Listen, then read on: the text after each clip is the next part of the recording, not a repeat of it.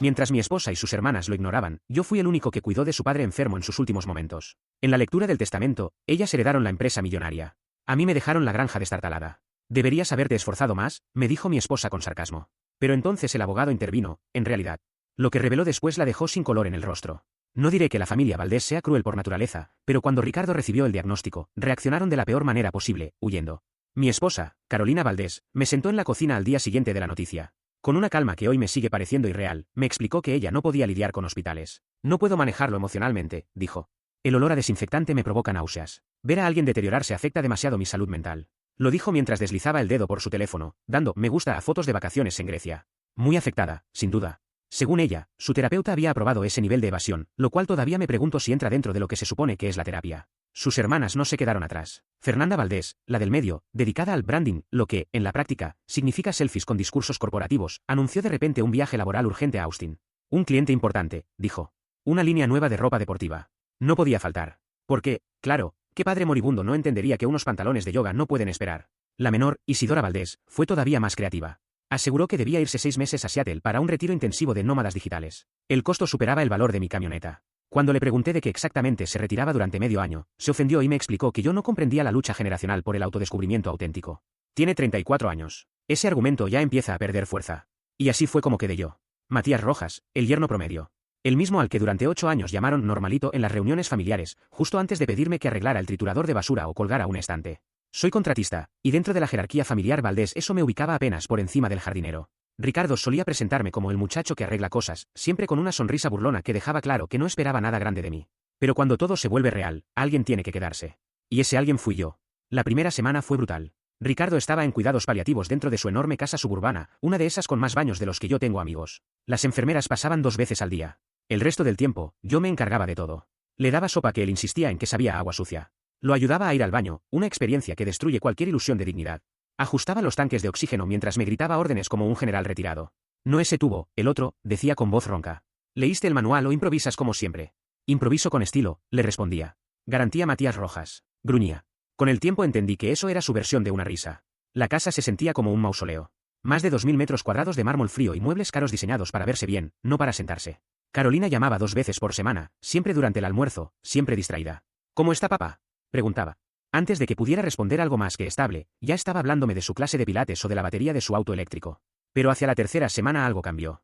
Ricardo dejó de ser tan hostil. Empezamos a ver películas del oeste en su televisor gigante.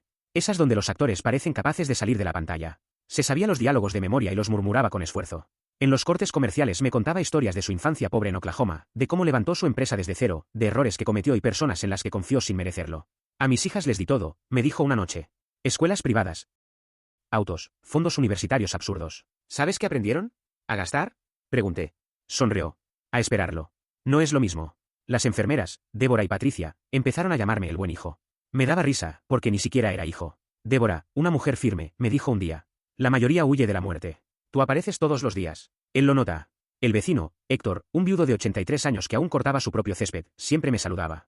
Estás haciendo lo correcto, decía. Ya casi nadie entiende lo que es la lealtad.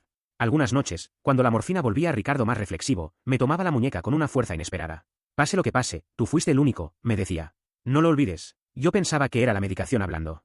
No lo era. Ricardo Valdés no olvidaba. Y tampoco hablaba sin intención. Murió un jueves a las 6:47 de la mañana, mientras yo calentaba sopa en la cocina porque la noche anterior se había quejado de que todo sabía a cartón. Nunca supe si la sopa llegó a servirse. Pero su última jugada ya estaba hecha. El sonido del monitor se escuchó desde el piso de arriba. Ese pitido largo y continuo, plano, que no deja lugar a dudas. Un sonido que no necesita traducción, porque es exactamente como uno imagina que suena al final. Antes incluso de subir las escaleras, ya sabía lo que iba a encontrar. Cuando entré en la habitación, el cuerpo de Ricardo Valdés yacía inmóvil. Débora, la enfermera nocturna, estaba junto a la cama, comprobando un pulso que sabía perfectamente que no iba a encontrar. Su rostro mantenía esa mezcla de profesionalismo y tristeza contenida que solo tienen quienes ven la muerte con demasiada frecuencia. Se fue tranquilo, me dijo, apoyando una mano en mi hombro. Mientras dormía. Eso es una bendición. Asentí sin responder.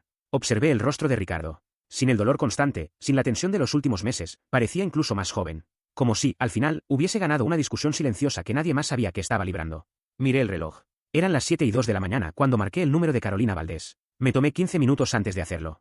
Me pareció un tiempo razonable para sentarse junto a la muerte antes de enfrentarse a los vivos. El teléfono sonó 4 veces antes de que respondiera. Su voz estaba cargada de sueño y molestia. Matías, son las 7 de la mañana. ¿Qué pasa? Tu padre falleció, respondí en voz baja. Hace unos 20 minutos. Se fue en paz, mientras dormía. Hubo una pausa. No una pausa de shock o tristeza. Fue distinta. Medida.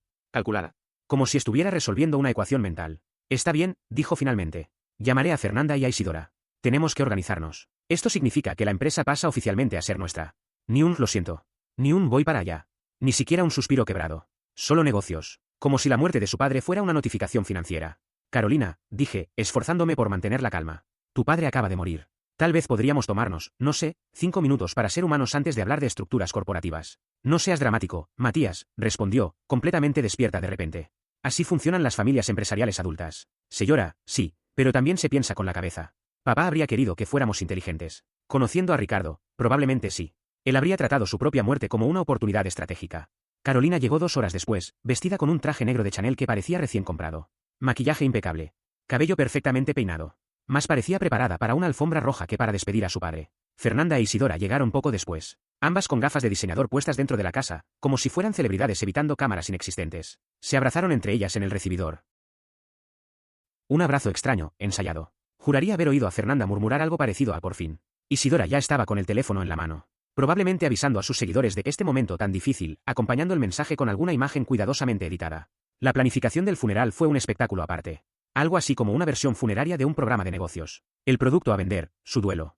El público, cualquiera que pudiera juzgarlas. Carolina tomó el control de inmediato. Reservó la funeraria más cara del condado, una de esas con fuentes en el vestíbulo y empleados que hablan en susurros, como si trabajaran en un spa de lujo para muertos. Tenemos que reflejar el estatus de papá, anunció con firmeza. Frente a nosotros estaba Cristian, el director funerario, un hombre con barba perfectamente recortada y aspecto de tomarse el café demasiado en serio. Fue un pilar de la comunidad empresarial, continuó Carolina. Esto debe ser memorable. Memorable como él o memorable como una publicación en redes. Murmuré, aunque nadie me escuchó. Fernanda ya estaba discutiendo los arreglos florales como si compitiera en un concurso. Las rosas blancas son demasiado previsibles, dijo. ¿Qué tal orquídeas? Son más sofisticadas. Más papá. Isidora levantó la vista del teléfono. ¿Podemos hacer un muro memorial digital? Que la gente suba fotos, mensajes, incluso podríamos transmitir partes en vivo para quienes no puedan venir. La miré incrédulo. ¿Quieres transmitir el funeral de tu padre? Se llama inclusión, respondió sin pestañear. Es el duelo moderno. El duelo moderno también incluyó que Fernanda asistiera vestida completamente de blanco. Simboliza pureza y nuevos comienzos en muchas culturas, explicaba a quien quisiera oírla. Lo leí en un artículo. Parecía más lista para una boda mal entendida que para un entierro. El funeral se celebró un sábado en la iglesia episcopal de San Miguel. Un edificio imponente, vitrales coloridos y suficiente madera como para impresionar a cualquier carpintero. Asistieron unas 200 personas, socios comerciales, amigos del club de campo, y gente que probablemente le debía dinero a Ricardo. Héctor, el vecino, me saludó desde el fondo con un gesto cómplice. Carolina dio el discurso. Subió al púlpito con unos tacones tan altos que parecían desafiar la gravedad. Mi padre fue un hombre complejo, comenzó. Complejo. El término universal para apenas hablábamos. Continuó hablando de valores, esfuerzo, familia y perseverancia. Virtudes que, curiosamente, sus hijas habían ignorado durante años. Fernanda fingía secarse lágrimas inexistentes. Isidora grababa todo. Podía ver la luz roja de la cámara desde mi asiento. Cuando terminó la ceremonia, la gente formó fila para dar el pésame, estrechando manos como si las hijas hubieran sobrevivido a una catástrofe natural. Yo me quedé al margen, junto al ataúd de caoba, absurdamente caro.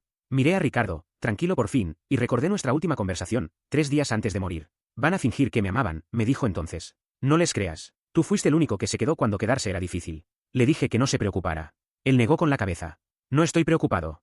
Estoy preparado. No es lo mismo. De pie en su funeral, viendo a sus hijas convertir la despedida en un evento social, entendí exactamente a qué se refería. Sentí algo pesado asentarse en el pecho. No era exactamente tristeza, aunque el duelo estaba ahí, mezclado de forma extraña. Era más bien una sensación de anticipación, como cuando sabes que se acerca un golpe, pero no puedes calcular exactamente desde dónde vendrá.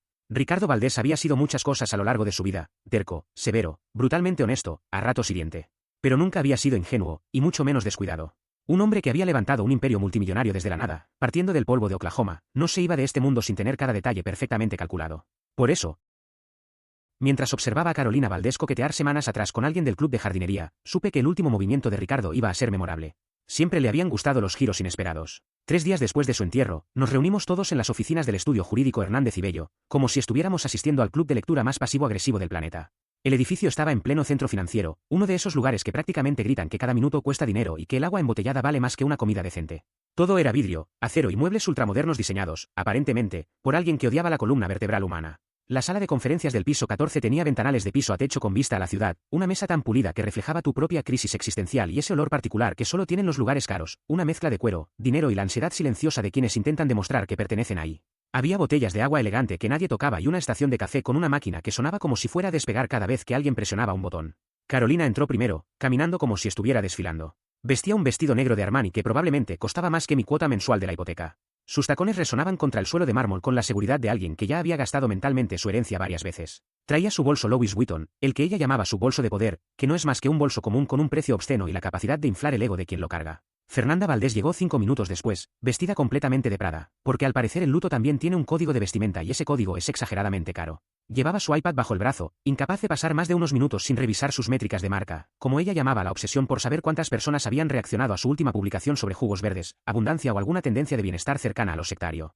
Isidora Valdés apareció al final, como era de esperarse, luciendo Gucci vintage y esas gafas enormes que hacen que la gente parezca un insecto elegante. Sin perder tiempo, comenzó a montar su teléfono en un pequeño trípode. Evidentemente, no podía permitirse vivir un momento trascendental sin documentarlo para sus más de 12.000 seguidores, quienes, según ella, estaban profundamente interesados en el drama de la herencia. Isidora, no puedes grabar esto, susurró Carolina con una sonrisa rígida. Es un procedimiento legal. Es mi verdad, respondió Isidora sin levantar la vista mientras ajustaba la luz. Mis seguidores han estado conmigo en todo este proceso. También merecen un cierre. Tus seguidores no merecen nada, intervine, tomando asiento al extremo de la mesa. Son desconocidos que te ven comer ensaladas y quejarte de retrasos en aeropuertos. Ella me miró con una expresión herida, esa mirada ensayada que los influencers han perfeccionado. No entenderías la responsabilidad de tener una plataforma, Matías. Tienes razón, respondí.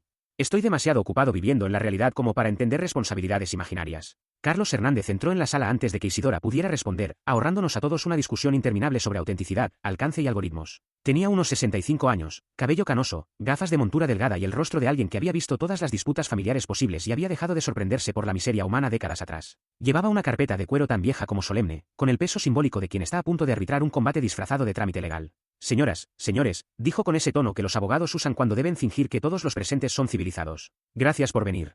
Sé que este es un momento difícil. Carolina no pudo evitarlo. Vamos al punto, Carlos. Todos sabemos por qué estamos aquí. ¿Adultos? Eso fue lo que pensé. Difícil llamar adultos a 3 mujeres que habían abandonado a su padre moribundo y ahora miraban su herencia con el mismo entusiasmo que una oferta de último minuto en una tienda de lujo. Carlos tomó asiento, abrió la carpeta con el cuidado de quien manipula un documento histórico y extrajo el testamento de Ricardo Valdés. Estaba impreso en papel de alta calidad, con membrete en relieve, porque incluso después de muerto, Ricardo no hacía nada a medias. El abogado se aclaró la garganta con esa teatralidad que, estoy convencido, se enseña en la Facultad de Derecho. Última voluntad y testamento de Ricardo James Valdés, comenzó. Sentí como la temperatura del ambiente descendía varios grados por la tensión acumulada. El documento había sido redactado el 15 de marzo de ese mismo año y atestiguado por Carlos Hernández y su socio, Gregorio Bello. Por supuesto, Ricardo había elegido una fecha cargada de simbolismo. Siempre tuvo debilidad por los gestos dramáticos. Carlos continuó leyendo el lenguaje legal habitual, ese inglés disfrazado de español que habla de perpetuidad, disposiciones y cláusulas interminables. Hasta que llegó el momento clave. Su voz adoptó un ritmo pausado, casi ceremonioso. A mis hijas, Carolina Valdés, Fernanda Valdés e Isidora Valdés, les dejo las acciones de control de Valdés Textiles S.A., a dividirse en partes iguales, con un valor aproximado de $12,6 millones. Carolina aplaudió. Literalmente. Un aplauso sincero, como si acabara de presenciar una obra escolar. El sonido resonó en la sala y por un instante todos se quedaron mirándola. Lo siento, dijo, sin parecerlo. Es solo que, esto es maravilloso. Papá realmente nos amaba. Fernanda le devolvió el gesto con un choque de manos. Un auténtico saludo de celebración en plena lectura de testamento. Observé la escena con una mezcla de incredulidad y, lo admito, cierto respeto por su descaro. Isidora ya estaba escribiendo frenéticamente en su teléfono, seguramente preparando una publicación emotiva sobre legado, familia y gratitud. Carlos esperó pacientemente a que terminaran, con esa expresión neutra que indicaba que había presenciado escenas similares demasiadas veces. Luego retomó la lectura, y sus ojos se desviaron hacia mí apenas un segundo. Y a mi yerno, Matías Rojas, le dejo la casa de campo familiar y la propiedad circundante ubicada en Willow Creek Road número 82, incluyendo todas las edificaciones, terrenos y su contenido. La sala quedó en silencio absoluto. Tan denso que se habría podido oír caer un bolso de diseñador. El resoplido de Carolina Valdés rompió el aire. No fue una risa suave ni contenida, sino esa carcajada brusca que mezcla burla y desprecio, como si alguien estuviera cuestionando tus decisiones de vida con el sonido de un cerdo indignado. Te quedaste con el descarte, Matías, dijo, sin molestarse en ocultar su satisfacción. Esa vieja granja que se cae a pedazos en medio de la nada. Si hubieras cuidado mejor de él, quizá te habría tocado algo que realmente valiera la pena. Fernanda Valdés se sumó de inmediato, tapándose la boca mientras reía. Por favor, ese lugar es un desastre. El techo tiene goteras, la plomería parece de otra época, y estoy casi segura de que hay mapaches viviendo en el ático. Papá siempre decía que lo mejor sería tirarlo abajo. Al menos te dejaron algo. Finalmente, Isidora Valdés levantó la vista del teléfono y habló con una falsa compasión cuidadosamente ensayada. Bueno, no son 12 millones en acciones, pero tal vez puedas venderlo. ¿Qué? ¿50.000? Con suerte 75, si encuentras a alguien realmente desesperado. Las 3 se rieron al mismo tiempo. Se alimentaban unas a otras, como hienas que acaban de detectar a una presa herida. Carolina incluso se secó una lágrima provocada por la risa, dejando su maquillaje ligeramente corrido. Esto es perfecto, dijo. El obrero recibe el premio del obrero. Es casi poético. Yo me limité a absorber cada palabra, sintiendo el calor subir por mi rostro, pero manteniendo la expresión neutral. Había aprendido hacía años que la mejor respuesta frente a las hermanas Valdés era no darles nada. Ni reacción, ni indignación, ni defensa. Solo silencio. Dejarlas agotarse solas dentro de su burbuja de superioridad. Sin embargo, Carlos Hernández no se estaba riendo. De hecho, me observaba con una expresión difícil de descifrar. Algo entre curiosidad y lo que podría haber sido respeto. Aclaró la garganta con firmeza, interrumpiendo las carcajadas como un martillo golpeando una mesa. En realidad, dijo con un tono ahora más cortante, hay más. La risa murió al instante. Las tres hermanas giraron hacia él, sus sonrisas desarmándose como si alguien acabara de anunciar que el producto estrella estaba agotado. ¿Cómo que hay más? Preguntó Carolina, con la voz tensa.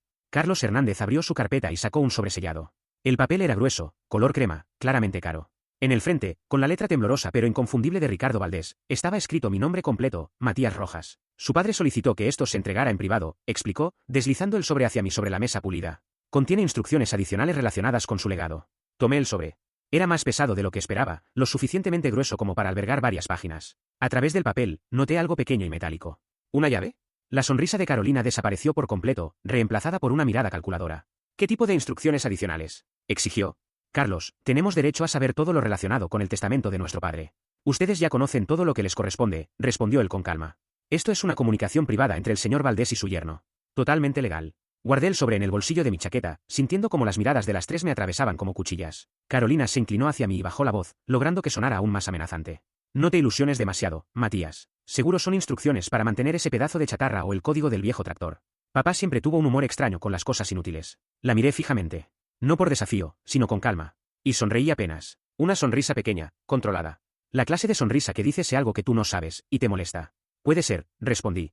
Tal vez funcione con karma. No se rieron. Ninguna de las tres. Y por primera vez desde que Ricardo Valdés murió, sentí algo parecido a la esperanza. Esperé a estar dentro de mi camioneta para abrir el sobre.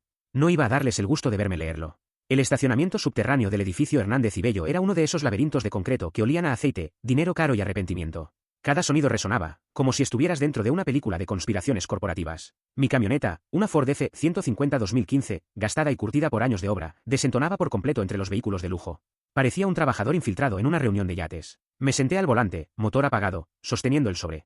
El papel era grueso, del tipo que compras en tiendas especializadas donde te preguntan si lo quieres prensado a mano. La letra de Ricardo era temblorosa, pero deliberada. Escrita por alguien consciente de que esas podían ser sus últimas palabras. Mis manos temblaban un poco al romper el sello. Eso me irritó. No soy alguien que tiemble. Construyo casas. Uso herramientas capaces de arrancar dedos si te equivocas. Pero ese momento era distinto. Era como abrir una caja de Pandora, con la esperanza de que, esta vez, no salieran demonios. Dentro había tres cosas. Una carta manuscrita, un sobre más pequeño marcado para después, y una llave de bronce. La llave no pertenecía a nada ordinario. Era pesada, antigua, con un diseño ornamentado, casi victoriano. Definitivamente no habría un tractor ni un cobertizo. Desplegué la carta, y la voz de Ricardo Valdés saltó de inmediato del papel. Incluso su letra tenía carácter. Matías, comenzaba. Sin saludos cursis. Si estás leyendo esto, estoy muerto. Lo que significa que por fin dejé de escuchar a Isidora hablar de sinergias de marca o de la última tontería que se haya inventado. Pequeñas victorias. No pude evitar reír en voz alta. Incluso desde la tumba, seguía disparando contra sus hijas. La carta continuaba. Si mis hijas están riéndose ahora mismo, déjalas. Creen que ganaron. Creen que se quedaron con el imperio, con la empresa, con el pase directo a la vida fácil. No tienen idea de lo que realmente heredaron. Lo descubrirán pronto. Tal vez en el tercer mes, cuando comprendan que dirigir una empresa textil requiere algo más que fotos en redes sociales y almuerzos benéficos fingiendo interés por causas de moda. Podía imaginarlo escribiendo aquello, conectado a oxígeno, apenas capaz de caminar, pero con la mente tan afilada como siempre. Había registrado cada ausencia, cada promesa vacía, cada te llamo luego. La granja no es lo que parece, escribió. Mi pulso se aceleró. Willow Creek Road 82 hectáreas pertenecido a mi familia durante 4 generaciones. Y supe, en ese instante, que nada era tan simple como ellas creían. Mi abuelo levantó esa casa con sus propias manos en 1924. Desde entonces, cada hombre de la familia Valdés fue dejando su huella en ella, como una especie de pacto silencioso entre generaciones. Mi padre construyó el sótano. Yo añadí el taller. Pero lo que nadie supo jamás, salvo yo, mi contadora Miriam López y ahora tú, es lo que se esconde bajo la vieja prensa de sidra en ese sótano. Apenas tenía un recuerdo borroso de aquella prensa. La había visto una sola vez, hace unos 3 años, cuando Ricardo Valdés todavía conservaba fuerzas suficientes para pedirme ayuda. En ese entonces solo necesitaba mover algunos muebles en la casa de campo. Sus hijas habían decidido que el lugar era demasiado rural para su gusto. Demasiado incómodo, dijeron. Demasiado viejo. La prensa estaba arrinconada en el sótano, enorme, hecha de madera y hierro, como una pieza sacada directamente de un museo de la Revolución Agrícola. Mientras movíamos cajas alrededor, le pregunté si aún funcionaba. Ricardo me respondió con una media sonrisa. Todo en esta casa sigue funcionando. Solo hay que saber cómo usarlo. En aquel momento pensé que hablaba en sentido figurado, como suelen hacerlo los hombres mayores cuando se refieren a cosas antiguas. Hoy entiendo que no lo hacía. La carta que sostenía entre mis manos continuaba con instrucciones precisas. Baja al sótano. Mueve la prensa de sidra. Tiene ruedas. Es más fácil de lo que parece. Debajo encontrarás una trampilla. La llave de bronce la abre. Lo que hay ahí dentro es lo único que no podía confiarle a nadie más. Sentí como se me cerraba la garganta al leer las siguientes líneas. Matías, te lo ganaste. Te sentaste junto a un viejo moribundo cuando todos los demás encontraron excusas convenientes para desaparecer. Cambiaste mis tanques de oxígeno. Me preparaste sopas horribles de las que me quejé, pero que agradecí en silencio. Me trataste como a una persona, no como una billetera ambulante ni como una carga que se podía delegar. Cada palabra me devolvía a aquellas noches interminables, sentados frente al televisor viendo viejas películas de Clint Eastwood, escuchando a Ricardo contar cómo levantó su empresa desde la nada. Hablaba de los riesgos que asumió, de quienes dudaron de él, de las veces que estuvo a punto de perderlo todo y de cómo, de alguna manera, siempre lograba volver a ponerse de pie. La carta explicaba que dentro de un segundo sobre, sellado y marcado como para después, se encontraban las instrucciones finales. No debía abrirlo aún. Primero tenía que ir a la casa de campo. Ver lo que me había dejado. Solo entonces, leer el resto. Confía en mí, muchacho. El orden importa. El mensaje terminaba con una despedida que todavía resuena en mi cabeza. Creyeron que era solo un anciano senil hablando del pasado. Pensaron que lo único que me importaba era la empresa, el legado, el apellido Valdés. Pero jamás entendieron lo esencial. Un legado no es lo que dejas atrás, sino a quién se lo confías. Hazme sentir orgulloso, Matías. Y si tienes oportunidad, dile a Carolina que el karma tiene muy buena memoria y excelentes habilidades contables. Firmado simplemente. R.V. Me quedé sentado largo rato, leyendo la carta una y otra vez, intentando ponerle nombre a la mezcla de emociones que me recorrían. Ricardo lo había planeado todo. Cada detalle. La casa de campo ridiculizada por todos, la herencia aparentemente insignificante, el misterio. Era su último movimiento, ejecutado con la precisión de un gran maestro de ajedrez frente a rivales que ni siquiera sabían que estaban jugando. Mi teléfono vibró. Carolina. No te hagas ilusiones con lo que haya escrito papá. Seguro estaba medicado y sentimental. La casa sigue siendo un desastre. Tal vez puedas venderla y, por fin, darte unas vacaciones decentes. Otro mensaje. Fernanda.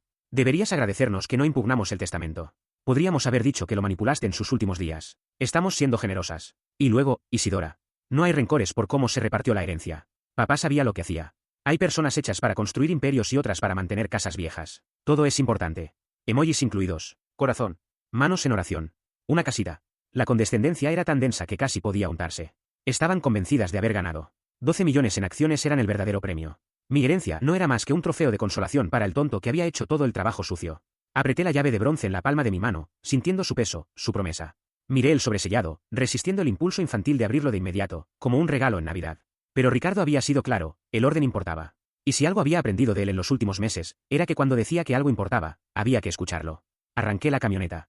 El motor rugió con ese sonido honesto y trabajador que seguramente ofendería a cualquier vehículo de lujo.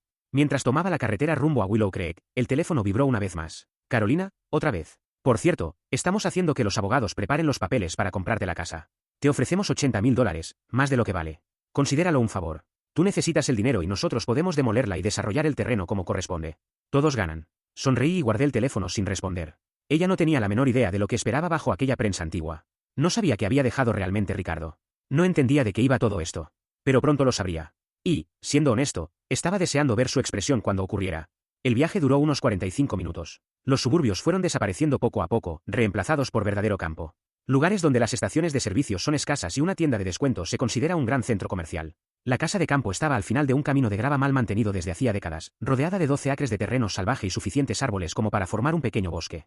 Los agentes inmobiliarios la llamarían rústica y llena de potencial, que es otra forma de decir que necesitas un contratista, un sacerdote y expectativas muy bajas. No había vuelto desde que Ricardo enfermó, y detenerme frente a la casa me provocó una mezcla extraña de nostalgia y tensión. Era exactamente como la describían, una casa blanca de 2 pisos, con un porche envolvente que se hundía en algunos tramos, persianas torcidas que desafiaban tanto a la física como al buen gusto, y un techo que parecía sostenerse únicamente por pura terquedad. La pintura se desprendía en varias zonas, dándole ese aire abandonado que todas las casas de campo antiguas terminan adquiriendo. Pero había algo que nadie entendía. Ricardo amaba ese lugar. No como sus hijas aman áticos de lujo o autos caros, sino de verdad. Una noche, bajo los efectos de la morfina, me dijo que esa casa representaba todo de lo que había querido escapar al construir su imperio, y todo lo que lamentaba haber dejado atrás. El progreso no siempre significa avanzar, me dijo. A veces solo significa que es más caro. Aparqué en el camino cubierto de maleza, tomé la linterna de la camioneta, porque las propiedades rurales no creen en la iluminación adecuada, y caminé hasta la puerta principal. La llave que Ricardo me había entregado meses atrás seguía funcionando. Y mientras giraba en la cerradura, supe que nada volvería a ser igual. El sonido del cerrojo al abrirse fue seco y preciso, ese tipo de clic firme que solo producen los mecanismos antiguos, construidos en una época en la que las cosas estaban pensadas para durar décadas, no para ser reemplazadas cada pocos años. Apenas crucé el umbral, el aire me golpeó con un olor denso, polvo acumulado, madera envejecida y recuerdos olvidados. Nadie había regresado a ese lugar en mucho tiempo, y se notaba. Los muebles permanecían cubiertos con sábanas blancas, como si fueran siluetas inmóviles de una vida que Ricardo Valdés había conservado más por costumbre que por disfrute durante sus últimos años. El salón principal conservaba una chimenea de piedra lo suficientemente grande como para alimentar un fuego descomunal, pisos de madera que crujían al caminar, no por desgaste, sino por carácter, y amplios ventanales que daban al terreno. En otros códigos postales, esas vistas habrían valido millones, allí solo venían acompañadas de mosquitos persistentes y de impuestos que nadie quería seguir pagando. Avancé por la casa con pasos lentos, hasta llegar a la puerta del sótano. Estaba ubicada al fondo de la cocina, camuflada detrás de lo que parecía una despensa común. Sin embargo, no lo era. Era un frente falso. Porque, por supuesto, Ricardo tenía pasadizos secretos en su antigua granja. Jamás hacía nada de manera simple, ni siquiera cuando la situación lo exigía. La puerta se abrió con un chirrido largo y dramático, digno de una película de terror, revelando una escalera de madera que descendía hacia una oscuridad espesa. Bajé con cuidado. El sótano estaba sin terminar, suelo de concreto, vigas expuestas y ese olor inconfundible que tienen los espacios subterráneos antiguos, una mezcla de tierra húmeda, moho y algo más, algo que claramente había muerto allí en algún momento. Encendí la linterna y el haz de luz comenzó a recorrer el lugar. Cajas de cartón apiladas contra las paredes, todas rotuladas con la letra precisa de Ricardo. Decoraciones navideñas 1987. Registros de packs, conservar indefinidamente. Y mi favorita personal, arte infantil de Carolina. Horrible, pero lloró cuando intenté deshacerme de ello años atrás. En el rincón más alejado, exactamente donde Ricardo había dicho que estaría, descansaba la antigua prensa de sidra. Era un artefacto enorme, de madera oscura reforzada con hierro, con un peso que seguramente superaba varios cientos de kilos. Parecía sacado de una exposición de museo sobre historia agrícola, algo así como nuestros antepasados convertían manzanas en alcohol antes de que existiera la terapia. Me acerqué y pasé la mano por la superficie de la madera, aún sorprendentemente lisa. Entonces noté lo que no había visto 3 años atrás. Ruedas industriales, robustas, integradas en la base. Estaban colocadas de forma deliberada para pasar desapercibidas, como si fueran parte original de la estructura, pero no lo eran. Eran modernas, diseñadas para soportar peso serio. Ricardo había modificado la prensa con un propósito muy concreto, moverla. Empujé con cuidado. Para mi sorpresa, se desplazó con facilidad, silenciosa, como si hubiera sido lubricada recientemente. Conociéndolo, no tenía dudas de que había mantenido ese mecanismo en perfecto estado hasta el momento en que ya no pudo regresar. Debajo apareció una compuerta empotrada en el concreto. No era la típica trampilla de madera que uno esperaría en una granja antigua, sino una puerta de acero moderna, con acabado cepillado, una cerradura similar a las de una caja fuerte y un pequeño teclado numérico que emitía un tenue resplandor azul en la oscuridad. Ingenioso y desconfiado hasta el final, murmuré. Saqué la llave de bronce que Ricardo me había dejado. Encajó a la perfección, girando con un clic sólido que resonó en el sótano. Sin embargo, la puerta no se abrió. El teclado parpadeó, esperando un código. Por supuesto que había un código. Ricardo no iba a facilitarme las cosas, ni siquiera después de muerto. Pensé con rapidez. Su fecha de nacimiento era demasiado obvia. La fundación de la empresa sonaba demasiado fría, demasiado corporativa para algo tan personal. Entonces lo recordé. El día en que me llevó por primera vez a la granja. La fecha en la que me habló de su abuelo, del origen de la casa, del esfuerzo familiar. Coincidía con el cumpleaños de su padre, 7 de octubre de 1924. Introduje la fecha. El teclado emitió un pitido, se iluminó en verde y la puerta de acero se abrió con un siseo hidráulico que sonó exactamente como una bóveda bancaria en una película de atracos. Levanté la compuerta y apareció una escalera metálica que descendía unos 2,5 metros hacia una habitación subterránea. Al bajar, las luces LED se encendieron automáticamente, activadas por movimiento. El espacio, de aproximadamente 3 por 3 metros, había sido construido expresamente para ese fin. Las paredes estaban revestidas con estanterías metálicas. Sobre ellas, contenedores plásticos, cajas de archivos y una pequeña caja fuerte incrustada directamente en el muro de concreto. Mis manos comenzaron a temblar cuando abrí el primer contenedor. Dentro había documentos legales, decenas de ellos, organizados con pestañas de colores y etiquetas escritas con la letra impecable de Ricardo. Tomé la primera carpeta y sentí que el corazón se me detenía. Valdés Holdings, activos privados. Matías Rojas, director administrador. Director administrador. Yo. Matías. El tipo promedio al que presentaban en reuniones familiares como el que arregla cosas. Él sin ambiciones. Abrí la carpeta con manos que ya no respondían bien. Dentro estaban los documentos de constitución de Willow Creek Holdings LLC, creada 6 años atrás. Yo figuraba como director administrador y beneficiario único tras la muerte de Ricardo. Había certificados de acciones, escrituras inmobiliarias, información sobre cuentas en el extranjero en bancos que solo conocía por películas de espionaje financiero, y portafolios de inversión que me hicieron lagrimear de puro impacto. Tomé otra carpeta. Transferencia de activos líquidos completada. 14 de marzo. La fecha era un día antes de que Ricardo actualizara su testamento, justo antes de llamarme para que fuera a ayudarlo con unos papeles. Yo creí que se trataba de declaraciones fiscales antiguas. En realidad, habíamos ejecutado el equivalente financiero de un truco de magia. El conejo desaparecía de un sombrero y aparecía en otro. Solo que el conejo era 9,4 millones de dólares. Tuve que sentarme en el suelo de concreto. Las piernas simplemente dejaron de sostenerme. La cifra estaba ahí, impresa en estados bancarios oficiales, verificada, fechada y notariada, con la firma de Miriam López como contadora responsable. No era una ilusión. Era real. Mientras Carolina Valdés, Fernanda Valdés e Isidora Valdés discutían por bolsos de diseñador y subían fotos filtradas hablando de valores familiares, Ricardo había estado moviendo activos en silencio, pieza por pieza, como un maestro del ajedrez financiero.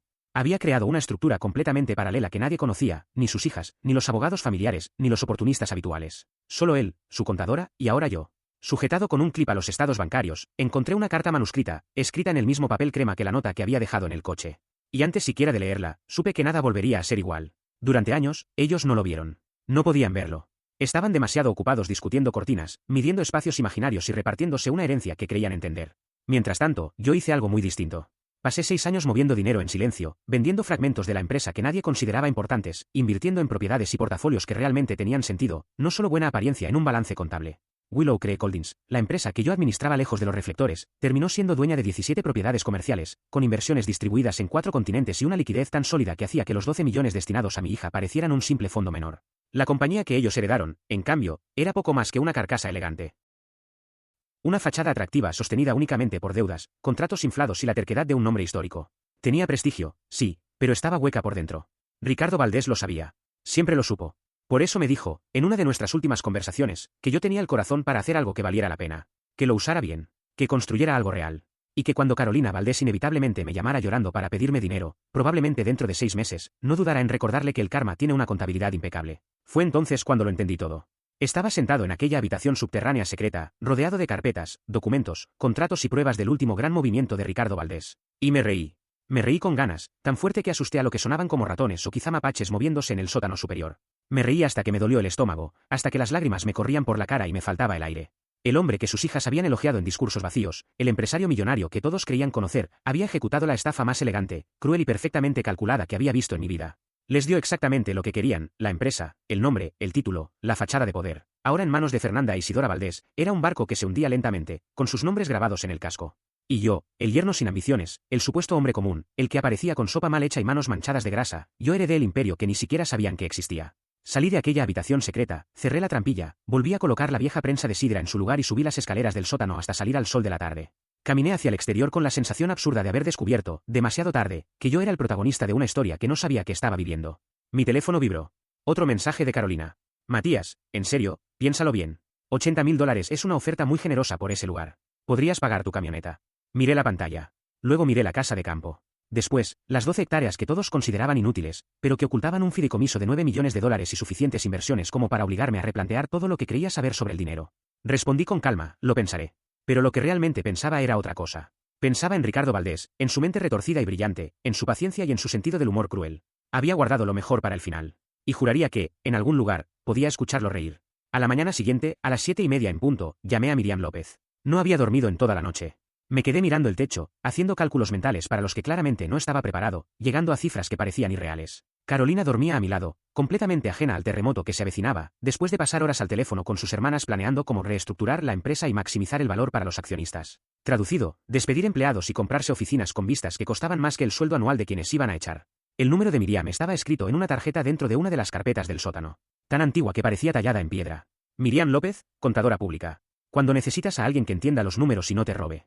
Respondió al segundo timbrazo. Matías Rojas, dijo, antes de que pudiera presentarme. Estaba esperando tu llamada. Tardaste más de lo que Ricardo había previsto. Dijo que encontrarías la bóveda en menos de 24 horas. Han pasado 36. El tráfico estaba terrible, respondí. Era mentira, pero emocionalmente se sentía cierto. Rió. Una risa corta, seca, de alguien que ha pasado demasiados años lidiando con gente rica como para sorprenderse. ¿Puedes reunirte conmigo en el restaurante de Roussy, en la carretera 42, en 1 hora? Necesito verte la cara cuando te explique exactamente qué acabas de heredar. Te va a hacer falta café. Mucho café. Rosies era uno de esos lugares detenidos en el tiempo. Asientos de vinilo rojo remendados con cinta adhesiva, suelo ajedrezado gastado por décadas de uso y una vieja rocola en una esquina. El café se servía en tazas gruesas, casi indestructibles, y el menú ofrecía platos con nombres como especial del camionero, sin ninguna ironía. Miriam ya estaba allí cuando llegué. Portátil abierto, 3 carpetas manila perfectamente alineadas y una taza de café tan oscuro que parecía capaz de disolver metal. Tendría unos 50 y tantos años, el cabello negro con mechones plateados recogido en una cola práctica, gafas colgando de una cadena y una expresión que decía claramente que no estaba allí para perder el tiempo. Siéntate, dijo. Pide algo. Vas a necesitar energía. La camarera, cuyo gafete decía Deb, apareció con la cafetera antes de que pudiera abrir la boca y me sirvió sin preguntar. Ese tipo de servicio se gana el respeto. ¿Qué vas a querer, cariño? Panqueques, respondí. ¿Y tocino? Miriam asintió, satisfecha. Buena elección. Lo que voy a contarte requiere proteínas. Cerró el portátil y deslizó las carpetas hacia el centro de la mesa, como una croupier a punto de revelar una mano ganadora. Así que encontraste el pequeño tesoro de Ricardo. ¿Cómo se sintió? Como estar dentro de una película, respondí. Pero con mejor presupuesto y un guión más coherente. Miriam, ¿qué fue exactamente lo que hizo? Ella sonrió. Una sonrisa paciente, de alguien que había esperado años ese momento. Lo que hizo Ricardo Valdés fue dedicar los últimos 6 años de su vida a ejecutar el ajuste de cuentas más elegante que he visto en 3 décadas trabajando con familias adineradas. Y créeme, he visto verdaderas guerras internas. Pero esto fue otra liga. Hizo una pausa, disfrutando el momento. Ricardo no solo repartió una herencia. Diseñó una lección. Y tú, Matías, eres la pieza clave. Y en ese instante, supe que nada volvería a ser igual. Ella abrió la primera carpeta y la giró con cuidado para que yo pudiera ver su contenido. En su interior había una línea de tiempo detallada hasta el extremo, con transferencias de activos documentadas meticulosamente que se remontaban a 6 años atrás. Cada fecha, cada movimiento, cada firma estaba ahí, ordenado con una precisión casi obsesiva. Ricardo Valdés vino a verme en 2019, explicó Miriam mientras deslizaba el dedo por la secuencia de fechas. Me dijo que quería reestructurar su patrimonio porque no confiaba en que sus hijas supieran manejar una riqueza real. Levanté la vista, intrigado. ¿No confiaba en ellas? Para nada, respondió sin titubear. Ya estaban peleando por ropa de diseñador, membresías de clubes exclusivos y estatus social, mientras la empresa aún funcionaba gracias a que él seguía al mando. Ricardo sabía perfectamente lo que iba a pasar cuando muriera. Lo veía venir con total claridad, iban a destrozarlo todo, a pelearse por migajas y apariencias. Asentí lentamente mientras recorría los documentos con la mirada. Entonces empezó a mover el dinero. No solo a moverlo, me corrigió. A transformarlo. Miriam se acomodó en la silla y continuó. Ricardo era brillante, Matías. La mayoría de la gente cree que la industria textil en Estados Unidos está muerta. Externalizada a Asia, competencia salvaje, márgenes mínimos, todo ese panorama deprimente. Y, a simple vista, eso era exactamente lo que parecía Textiles Valdés, una empresa heredada, luchando por sobrevivir gracias a la pura terquedad de Ricardo y a algunos contratos que había conservado durante 40 años de relaciones personales. Sacó otra carpeta. Esta era más gruesa. Pero lo que nadie sabía, ni sus hijas, ni el directorio, ni siquiera la mayoría de los empleados, era que Ricardo estaba vendiendo silenciosamente las partes rentables de la empresa. Una por una. Identificaba una división que generaba ganancias reales, la separaba en una entidad independiente bajo Willow Creek Holdings y, en su lugar, dejaba activos obsoletos o improductivos en la empresa principal. Hizo una pausa, buscando las palabras exactas. Era como una cirugía empresarial. Extraía todos los órganos sanos y dejaba atrás un cuerpo bonito por fuera, con buena reputación heredada, pero vacío por dentro, funcionando solo por inercia. Mis panqueques llegaron en ese momento, pero los miré sin registrarlos siquiera. Entonces, la empresa que recibieron ellas. Es una carcasa elegante, afirmó Miriam. En papel vale unos 12 millones, pero carga con 8 millones de deuda que vencen en los próximos 3 años. Se quedaron con el nombre Valdés, con el edificio central hipotecado hasta el cuello, maquinaria desactualizada, contratos apenas rentables y una plantilla que necesitará una reestructuración brutal para no quebrar.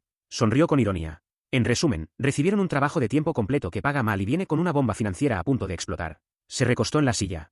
Y tú te quedaste con el corazón del imperio. Parpadeé. ¿El corazón? 17 propiedades comerciales generando ingresos pasivos en 3 estados. Una participación minoritaria en una textil vietnamita que está creciendo de forma impresionante. Ricardo invirtió antes de que fuera tendencia. Participaciones en agricultura sostenible, startups tecnológicas enfocadas en innovación textil, una plataforma online de ropa personalizada con un futuro enorme, y los activos líquidos. Abrió el último documento.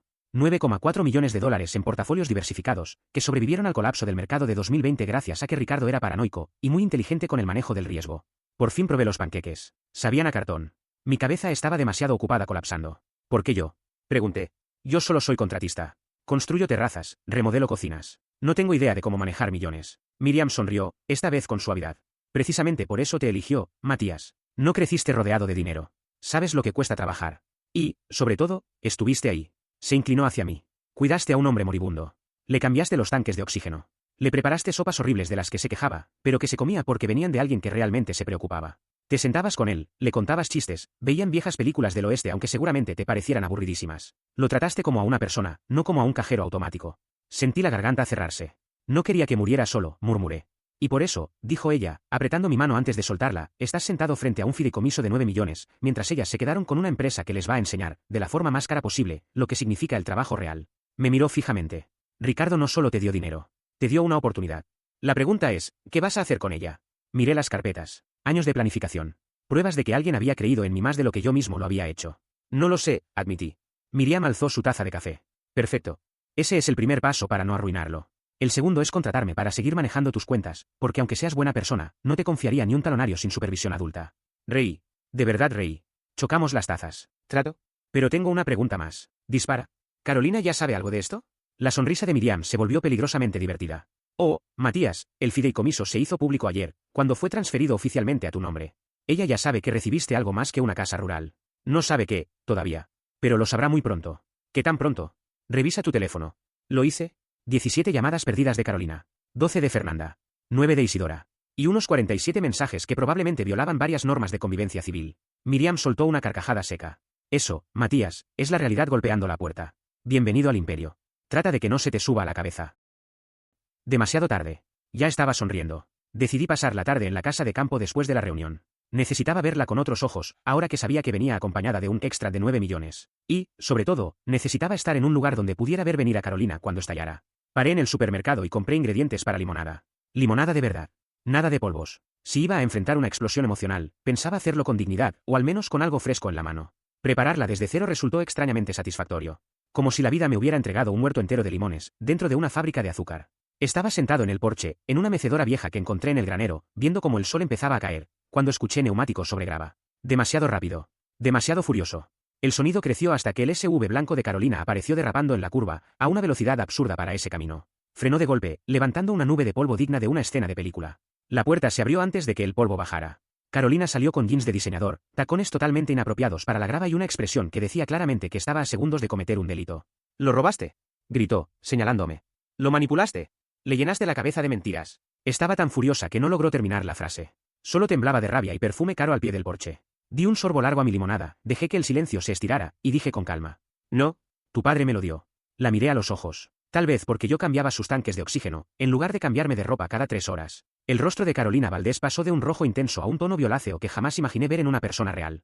No era solo enojo, era una mezcla peligrosa de humillación, rabia contenida y la certeza de haber perdido algo que daba por sentado. Por un instante pensé que iba a gritar, o incluso a lanzarme algo. Parecía una exageración propia de una caricatura, pero no, era una ira cruda, mal procesada, acumulada durante años de decisiones evitadas. «No te atrevas a ponerte moralista conmigo, Matías», escupió, con la voz quebrada pero firme.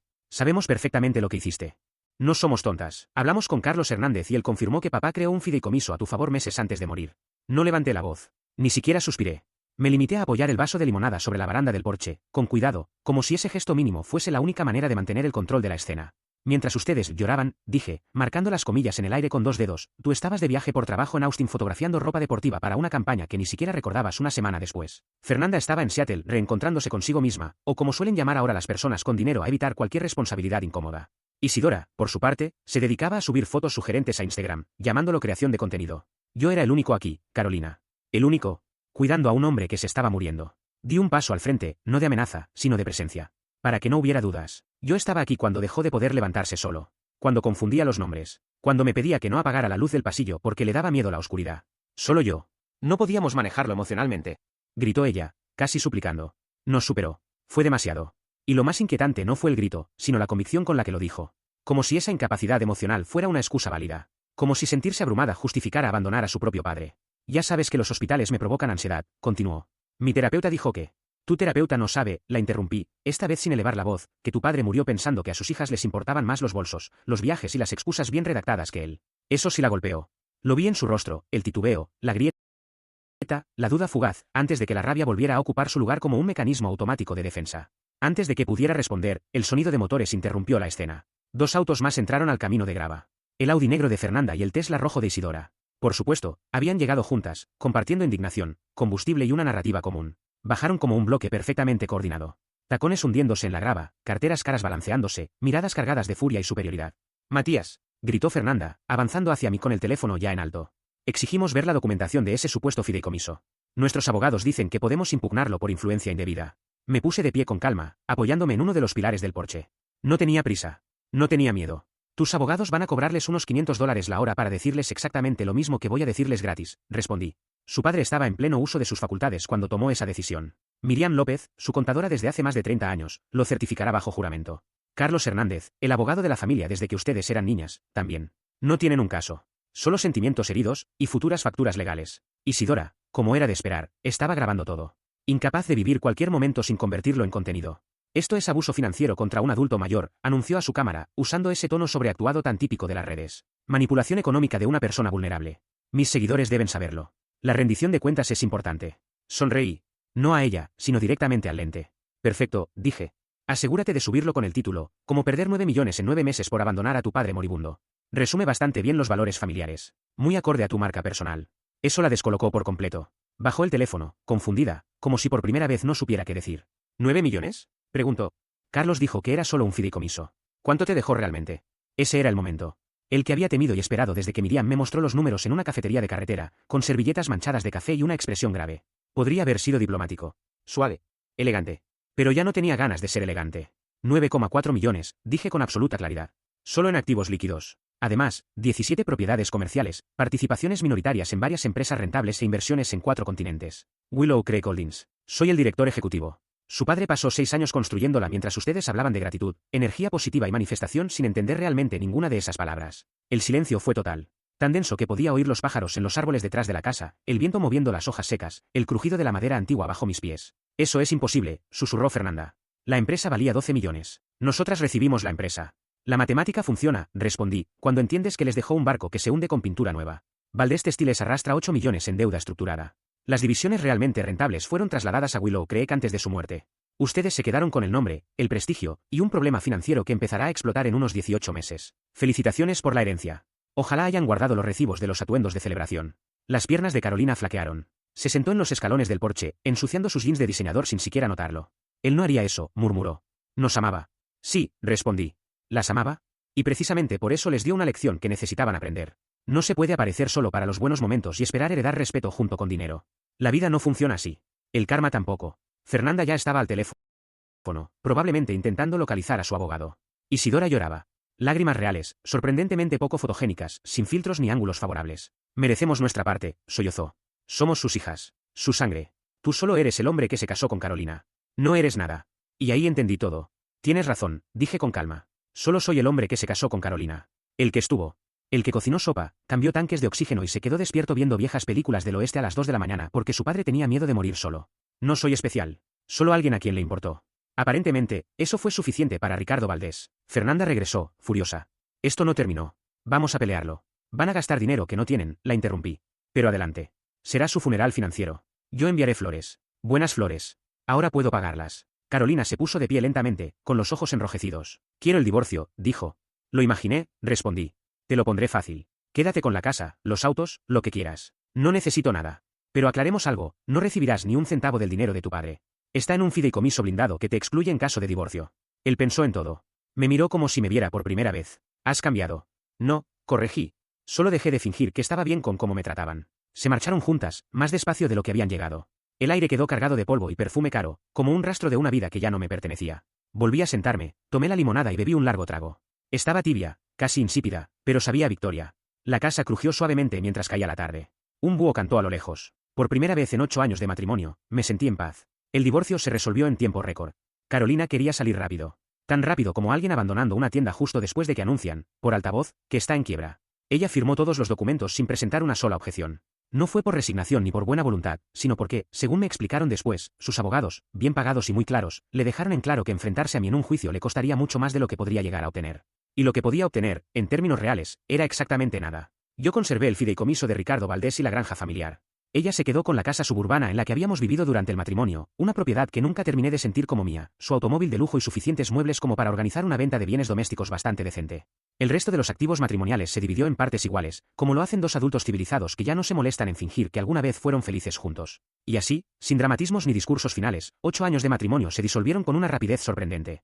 Mucho más rápido, de hecho, que mi fe en la institución del matrimonio, la cual había empezado a erosionarse al menos 6 años antes. 2 semanas después de que el divorcio quedara oficialmente cerrado, me senté a una mesa de reuniones con Miriam López y Carlos Hernández. Estábamos en las oficinas de Hernández y Bello, en una sala que rápidamente se había convertido en mi favorita, la pequeña del tercer piso, sin obras de arte pretenciosas en las paredes y con una cafetera que funcionaba correctamente sin requerir un manual técnico ni paciencia infinita. Sabíamos que la reunión sería larga, así que pedimos almuerzo en una charcutería local. No era un capricho, ese tipo de encuentros, donde se habla durante horas de reestructuración corporativa, estrategias financieras y gestión patrimonial, exige algo más que café y buena voluntad.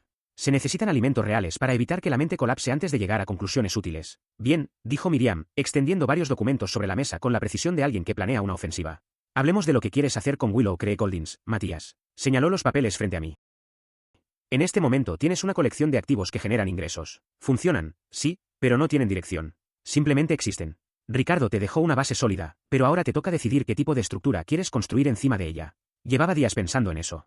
No solo durante la jornada, sino por las noches, despierto en la granja que poco a poco estaba dejando de sentirse como una herencia ajena y empezaba a convertirse en un hogar real. Ricardo no solo me había dejado recursos, me había dejado la posibilidad de hacer algo significativo, algo que no fuera simplemente vivir a la sombra de decisiones pasadas. Agricultura sostenible, respondí finalmente, sorprendido por la seguridad en mi propia voz. Y restauración textil, pero bien hecha. Levanté la vista cuando continué hablando. Ricardo me contó una vez que su abuelo fundó la empresa con la idea de fabricar ropa que durara, prendas que pudieran heredarse. Calidad antes que volumen. Pero el mercado cambió. La moda rápida se impuso, y la empresa tuvo que adaptarse para sobrevivir. El problema es que esa adaptación implicó traicionar los principios sobre los que se construyó todo. Carlos Hernández se inclinó hacia adelante. Se había quitado la chaqueta, arremangado la camisa, y por primera vez desde que lo conocía, no parecía un abogado en su hábitat natural. ¿Quieres volver a esa visión original?, preguntó. Convertir Willow Creek Holdings en una empresa enfocada en textiles de calidad y prácticas sostenibles. No solo eso, aclaré. Quiero demostrar que se puede generar ganancias y hacer las cosas bien al mismo tiempo. Producción textil local con materiales sostenibles. Asociaciones con pequeñas granjas que trabajen de manera responsable, no con operaciones industriales que destruyen el entorno. Crear empleos en comunidades que realmente los necesitan, en lugar de externalizar todo al mercado laboral más barato disponible. Hice una pausa. Sé que suena idealista. Incluso poco rentable, desde una perspectiva puramente financiera. Miriam sonrió. Suena exactamente a algo que Ricardo habría hecho si sus hijas no lo hubieran presionado constantemente para maximizar resultados trimestrales. Luego añadió, sin perder la sonrisa. Matías, tienes 9 millones en activos líquidos y 17 propiedades que generan ingresos. Estás en una posición que te permite asumir riesgos que la mayoría de los emprendimientos no puede. Pero, más importante aún, tienes algo mucho más escaso, te importa lo que haces. Durante las siguientes 3 horas, impulsados por café decente y sándwiches de pastrami, trazamos un plan a 5 años para Willow Creek Holdings. La idea era transformarla en una firma de inversión enfocada en agricultura sostenible y producción textil ética. Mantener la colaboración con el fabricante vietnamita en el que Ricardo había invertido temprano, uno de los pocos que ya hacía las cosas bien, y usar ese modelo como base para expandir la producción a nivel local. Hablamos de adquirir pequeñas granjas en dificultades y reconvertirlas a prácticas sostenibles, creando una cadena de suministro coherente tanto desde el punto de vista económico como ambiental. Miriam propuso contratar a un consultor especializado en certificaciones de empresas con impacto social y ambiental. Carlos sugirió contactar a un colega suyo que trabajaba en una organización dedicada al desarrollo económico rural. Yo tomaba notas como si estuviera de nuevo en la universidad. Solo que esta vez la materia era como utilizar una herencia sin convertirse en aquello que siempre detesté. También deberíamos restaurar la granja, dije en un momento. Convertirla en la sede de Willow Creek Holdings. Nada ostentoso. Solo hacerlo bien. Energía solar, eficiencia energética, que sea un ejemplo funcional de lo que promovemos. La imagen es perfecta, asintió Carlos. Empresario dirige su operación desde una granja restaurada. A los medios les va a encantar. No soy multimillonario, objeté. Tengo 9 millones, no 900. Miriam rió. Para la mayoría del país, eso ya te coloca en otra categoría. Aprovéchalo. Solo no dejes que te transforme. Poco después contraté a un constructor local, alguien en quien confiaba desde hacía años, Javier Morales. No era una gran empresa, sino un profesional que entendía la diferencia entre restaurar y arrasar. 3 días más tarde apareció en la granja con su equipo, recorrió la propiedad en silencio y finalmente soltó un silbido bajo, ese que los contratistas reservan para proyectos grandes, complejos o ambas cosas. Tiene buena estructura, dijo, pero hablamos de una restauración completa. Techo nuevo, sistema eléctrico actualizado, plomería que no pertenezca a otra era. ¿Estás seguro? Completamente, respondí. Pero quiero que se haga bien. Sostenible, eficiente, sin atajos. Javier sonrió con entusiasmo. Llevo años esperando un cliente así. ¿Cuándo empezamos? Hoy mismo, le dije. La obra duró 3 meses. Ver la transformación fue como observar a alguien pasar de la supervivencia básica a una vida plena. Paneles solares en el techo, ventanas eficientes, sistemas que funcionaban sin ruidos extraños. Pintura nueva, en tonos cálidos. En el porche delantero, Javier instaló un columpio hecho con madera recuperada, lo suficientemente amplio como para 3 personas, o para una sola enfrentando dilemas existenciales. En un pueblo de apenas 3.000 habitantes, nada pasa desapercibido.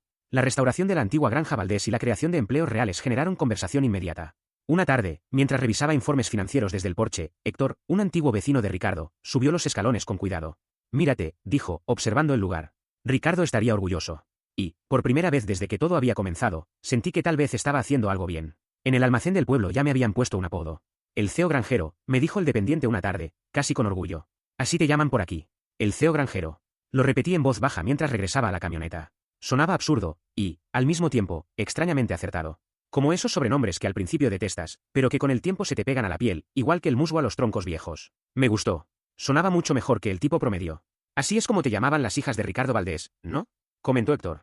Estaba acomodándose en la mecedora del porche, la que había dejado ahí a propósito desde que sus visitas se habían vuelto frecuentes. Y no solo para conversar, claro. Entre otras cosas, respondí. La mayoría no aptas para repetir en compañía decente. Héctor soltó una carcajada áspera, de esas que delatan décadas de cigarrillos, aunque los haya dejado atrás hace años. ¿Sabes cómo te llama Carolina últimamente? ¿De verdad quiero saberlo? Probablemente no. Pero ya no tengo edad para respetar delicadezas sociales, dijo con una sonrisa torcida. Le dijo a alguien en el supermercado que eres un estafador manipulador que le robó su herencia abusando de un anciano. Palabras textuales. Negué despacio, observando cómo el sol descendía y bañaba los campos con tonos anaranjados y dorados. No sentí alegría al escucharlo. Pero tampoco culpa. Están despidiendo personal, continuó Héctor. Intentaron recortar gastos el mes pasado, pero eso es como poner una curita sobre una herida de bala. Se dice que declararán bancarrota antes de que termine el año. Asentí sin decir nada. Ricardo les había dado exactamente lo que pidieron, control total de la empresa. Lo que hicieron con eso era responsabilidad suya, no mía. Ricardo lo sabía, murmuré finalmente. Sabía exactamente cómo iba a terminar todo esto. Les dio la cuerda suficiente y confió en que ellos mismos harían el resto. Un hombre inteligente, respondió Héctor. Cruel, quizá, pero inteligente. Nos quedamos en silencio. Dos hombres sentados en un porche, viendo cómo el día llegaba a su fin. Y entonces entendí que eso era lo que siempre me había faltado en mi vida anterior, calma. Sencillez. La certeza de estar en el lugar correcto, haciendo lo que debía hacer. El CEO granjero. Sí.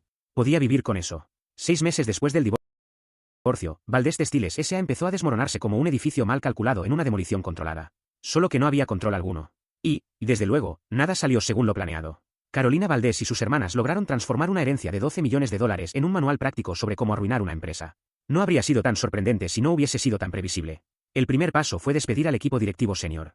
Personas que llevaban décadas en la empresa y que, a diferencia de ellas, sabían perfectamente lo que hacían. Dijeron que buscaban nuevas perspectivas. Esa nueva perspectiva resultó ser el novio de Fernanda, a quien nombraron director de marketing. Su única experiencia previa había sido intentar vender NFT de gatos con bufandas. El proyecto fracasó de forma espectacular, pero al parecer las hermanas Valdés creían firmemente en las segundas oportunidades, siempre que se tratara de hombres poco calificados pero atractivos. Los informes financieros que llegaban a manos de Miriam, porque, por supuesto, ella seguía recibiendo información del sector, parecían una novela de terror escrita por alguien que jamás había oído hablar de presupuestos. Carolina gastó $2 millones en remodelar las oficinas ejecutivas. Isidora lanzó una campaña de marketing con influencers que costó $500,000 y no generó una sola venta. Fernanda invirtió en una tela revolucionaria que terminó siendo poliéster común, con un nombre más elegante. Las deudas que Ricardo había estructurado cuidadosamente comenzaron a vencer. Llegaban como facturas después de las fiestas, solo que en lugar de tarjetas de crédito, eran préstamos millonarios para los que nadie se había preparado. Los empleados empezaron a irse. Los clientes buscaron otros proveedores. El valor de la empresa, que se negociaba de forma privada entre familiares e inversionistas, se desplomó más rápido que mi fe en la humanidad cada vez que leía las noticias. Finalmente, llegó la declaración de bancarrota.